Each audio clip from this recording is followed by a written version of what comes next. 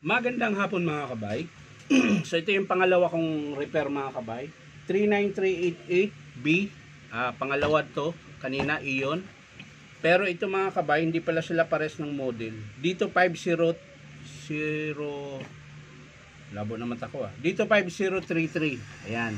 Tingnan nyo po. Yung kanina dito 511. Dito 51. Ano ba yan?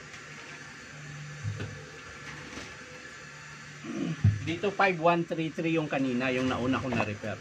Ito yung pangalawa. So dito 5033. Pares lang po sila ng selector. Kaya kung magkalas kayo nito, ganun din po yung tulad nung ginagawa ko. I-atras nyo lang. Ito matigas.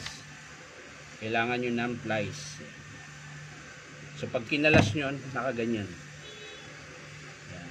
Dito 5033, dito 5133. Pares lang po sila ng selector. So balik lang natin mga kabay.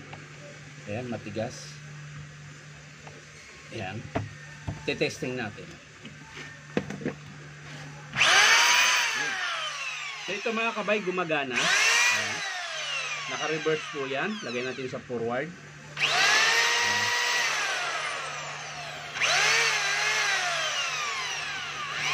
Yung variable okay din. So testing natin yung hammer niya kung meron. Ayan, alog na rin ng spindle mga kabay ito. Palitin na rin yan. So ayan, lalagay muna natin sa drill. Yung arrow na sa taas. So ibig sabihin naka-drill po yan. Tapos, pag binaba nyo po sa gitna, ayan. Yan po yung hammer. So meron siyang kunting hammer mga kabay, pero hindi siya ganun kalakas. Lalagay natin ngayon sa chipping naman. Ayan. Pag chipping mga kabay, nakababa na yung arrow. Ayan. Kasi 3 mode to eh. 1, 2, 3. Ayan. Pangatlo yung sa baba. So testing natin. So mahina na rin mga kabay. So ito, kailangan ko siyang buksan. Kasi baka merong mga basag doon po sa loob. So kailangan natin buksan to mga kabay. So babalik natin dito. Ayan. Matigas. Kailangan mo ng plies. Ayan. Tapos, iangat nyo na lang. Ganyan. Ayan. So ayan mga kabay. Ito yung plastic na pin. Magpapalit po ako nyan. Dahil putol na po yung dulo. Ayan.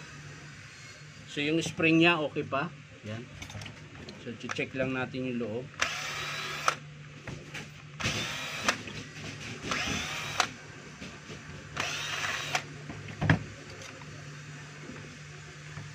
Sisilipin lang natin yung kanyang bearing housing mga kabay or casting. Baka merong crack. Kailangan ng palitan. Yun. So yung striker mga kabay nandito. Yun, malsik. Ito naman, di naman ito nasisira. Ang nasisira lang dyan yung o-ring. Kaya mahina yung palo.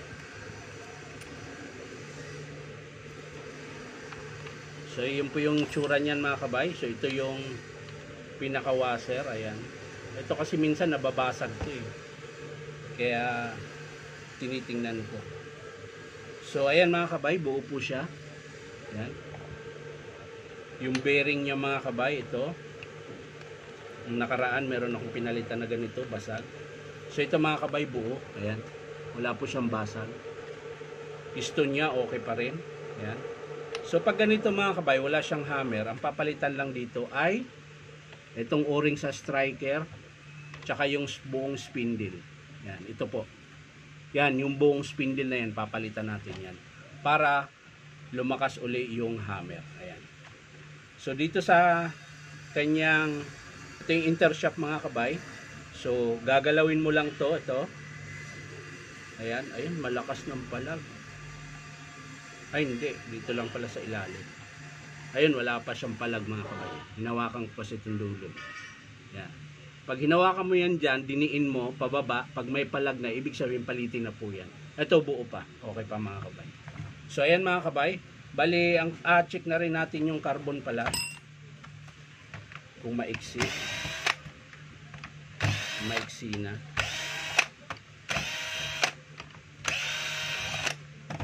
So kung maiksi na to mga kabay, ayan, maiksi na nga. Ay, bakit ganun? Magpapalit din ako mga kabay ng brush holder. So yung terminal niya po ay putol na. Wala na po yung pagsusuksukan ng carbon. Ito, nakita nyo po, nakalitaw na yung terminal. Ito. Yan, nakalitaw na po. Wala na po yung suksukan niya na bali. So, ang papalitan mga kabay, spindle, o-ring sa striker, brush holder. Yan. Para brush holder lang ang i-estimate ko dyan para kasi may kasama na po siyang carbon. Hindi ko na isasama yung carbon. Brush holder, spindle, o-ring. Yan lang po yung papalitan natin dito sa pangalawa natin na repair na dito 5033. Ayan. So maraming salamat mga kabay. Hindi ko na po ipapakita kung paano buuin. Papakita ko na lang mga kabay kapag in-approve ng customer. Sa mga gustong magpa-repair mga kabay, punta lang po kayo dito sa 530 T. Alonso, Santa Cruz, Manila. Hanapin nyo lang po yung Powerman Hardware. Pag linggo naman mga kabay, kung malapit kayo doon banda sa amin sa T91 Musa Street, Sampaloc, Manila, pwede rin din po doon sa bahay. Ayan, doon sa tinitirhan ko. So yan lang po mga kabay. Maraming salamat. Bye-bye.